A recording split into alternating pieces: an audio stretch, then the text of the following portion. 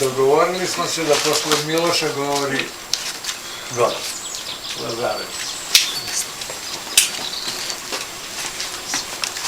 Neka je slava našem Bogu vidu i nek živi ovo naše društvo na dobrobit svih nas. Nadovezao bih se na ovu priču Miloševu. Nije samo zemlja artefakt, nego je i čitav sunčev sistem artefakt. Sunčev sistem, ovakav kakav mi poznajemo, napravljen je pre otprilike 60.000 godina. Zemlja u okviru sunčevog sistema je prešla u ekosistem pre oko 20.000 godina. Prva naseljavanja zemlje vrađena su pre otprilike 12.000 godina. Pričali smo prošli put sa Draganom kad smo stari Srbim, što izaziva nove kontraverze. Ja ću vam ovom prilikom pričati o 3 Mojsija. A da bih to izveo do kraja, počet ću priču sa Egiptom. Pre 12.000 godina jedna posebna svemirska rasa osnovala je na zemlji 4 kažnjeničke kolonije. Ako kažem da je to srpska rasa, mnogi mi neće verovati. U Egiptu ta svemirska civilizacija predstavljena je kao zmija. Ima je na mnogim slikama, artefaktima. Volao bih da primetite ovaj i drugi deo, gde ovaj faraon jaše zmiju.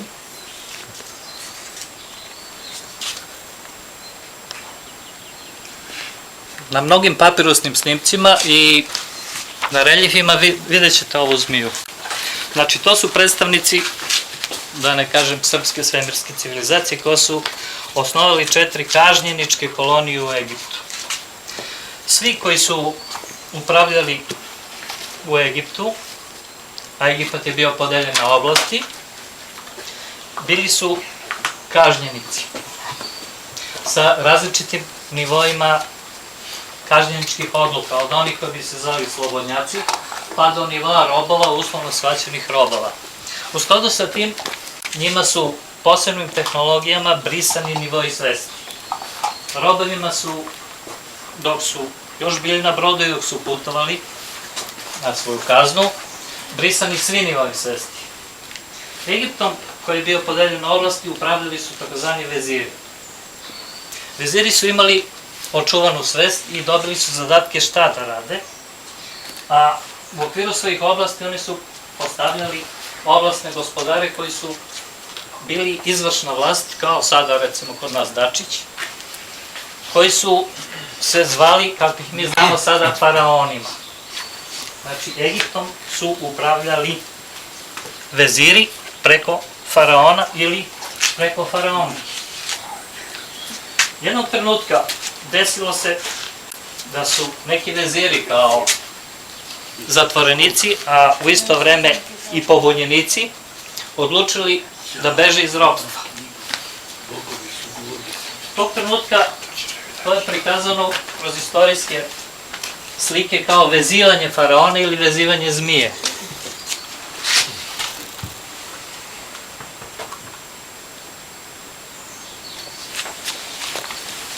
U istoriji je ostalo zabeleženo da su samo Jevreji pobegli iz ropstva pod vođstvom osobe koja se zvala Mojsije i za koga, eto, ne znamo da li je bio Jevrejin, Egipćanin ili Srbin. Ja tvrdim da su sva trojica vezira koje su povela na 3 strane različite bili srpskog porekla. U istoriji nije zabeleženo da je to tako, ali je ostao zapis u nekim ezoterijskim knjigama gde je prikazan Uroboros, zmija koja grize sama sebi rep, i da znate, Uroboros predstavlja trenutak kada iz ropstva pod vezirima beže vezir deo elite i deo robova. Ovo je izgleda jedini sačuvan podatak da su bila trojica.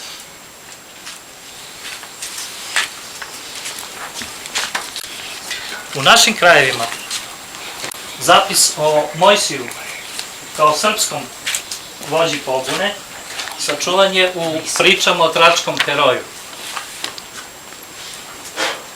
Mit o tračkom heroju je priča o srpskom Mojsiju. Sa tom napomenom da su bila dvojica. Treći srpski vezir je odveo grupu Srba koji su kasnije nazvani Jevrejima. Priča o tračkom konjaniku ili heroju sadržana je čak i u jednom nalazu kod Bele Palanke. Izvini, gdje kod Bele U Palanke? Laništu. Laništa. Evo. U kasnijem toku, u hristijanizovanom delu, kada je priča kasnije hristijanizovana, dobili smo ovo. Ko ne zna šta je ovo, to je Sveti Georgije ubija Aždahu. Znači, to je priča o srpskom Mojsiju. Priča o Aždaji je priča o zmiji koja je trenutno savladana u pobuni Srba.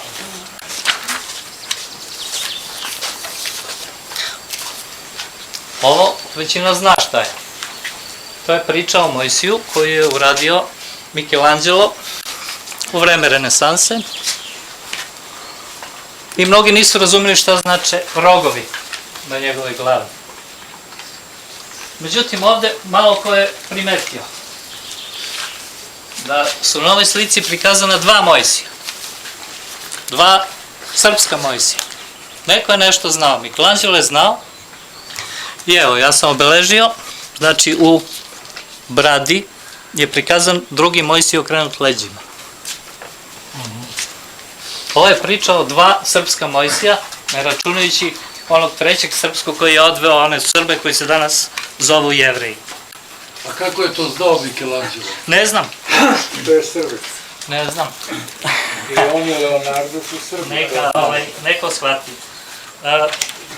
Nadovezujući se na Miloša i o priči o srpskom kalendaru, ja sam već pričao na nekim mestima.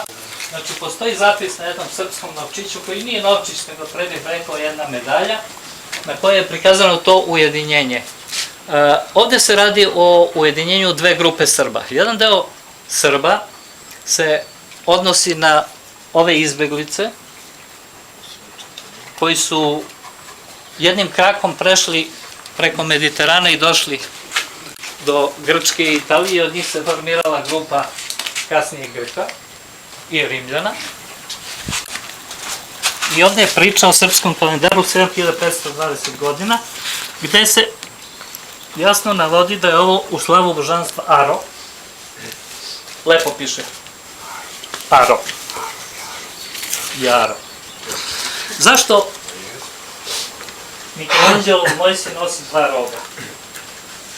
Rog slobode je priča koju ćete naći u knjizi o Enohu. To je knjiga koja prethodi Bibliji i u kojoj se priča u prvom delu o takozvanim vočersima ili posmatračima, gde se jasno govori da postoji neko ko nadgleda tu civilizaciju koja je prethodila. Rog slobode označava bukvalno vođu koji jaše na konju i koji predvodi oslobođenike. Da je to tako, imamo na još jednom srpskom novčiću koji predstavlja tračkog konjanika, ali na kome lepo piše prvi rog slobode. Ko zna da čita, neka vidi, znači piše prvi rog slobode. Znači to je jedan od vezira. Čem bi bio osnovni srpski problem tog vremena? Što su se oni posvađali. Posvađali su se oko toga ko će da nosi kovčeg zaveta, koji su Jevreji prisvojili kao nekakav simbol. U stvari, to je šifrovani naziv za izlazak iz ropstva i bukvalno krađu jedne visokotehnološke opreme kojom je ta civilizacija raspolagala u to vreme. Ovo je kovčeg zaveta. Znači, u realnom vremenu Egipta to je bilo mesto u koje je ulazio vezir i gde je uz pomoć određene tehnologije dolazio u kontakt sa vočersima, sa posmatračima, odnosno sa gospodarima koji su mu nalagali šta treba da radi i to bukvalno preko trodimenzionalnog kontakta. Po onome što mi ne znamo, civilizacija Egipta tog vremena je bila najmanje 50.000 godina ispred naše sadašnje. Na egipatskim papirusima nalazimo i Noevu barku. No. Znači, Noeva barka. Nije rekao tebi. Noeva barka je prikazana u Egiptu ovako. Uslovno rečeno, to je Noeva barka. Inače, to je način na koji su... Izvinjam se, možemo da vidimo. Izvolite. To je način na koji su spuštane životinje, deo insekata i deo biljaka na zemlju u to vreme, naseljavanje i zaseljavanje zemlje. Da postoje 3 mesije, znamo i iz Biblije. U Bibliji lepo piše Noevi sinovi, Sem, Ham i Jafet. To nije ništa drugo nego trojica mesija, od kojih će nastati 3 različite grupe srpske, od kojih će kasnije plemenskih podela i zbog toga što nisu mogli da se dogovore šta da uzmu i kako da uzmu, da nastanu takvi sukobi koji će da dovodu do krvavih ratova. Jedan od najkrvavijih je bio i Trojanska bitka. Međusrpska bitka, građanski rat vezan za dominaciju nad prostorom i otimanjem jednog dela tehnologije. A tehnologija, konkretno kod Trojanske bitke, se ogledala u dominaciji nad iskorišćenjem rude, odnosno u ovom slučaju obrade metala, gde je centar metalurgije bio u Leskovcu. Gde u? U Leskovcu. Ko ne zna, neka proveri. Još jednom, svuda tamo gde je Hisar, znači Prokuplje, Leskovac i nadalje, su bili centri znanja, gde se znanje čuvalo.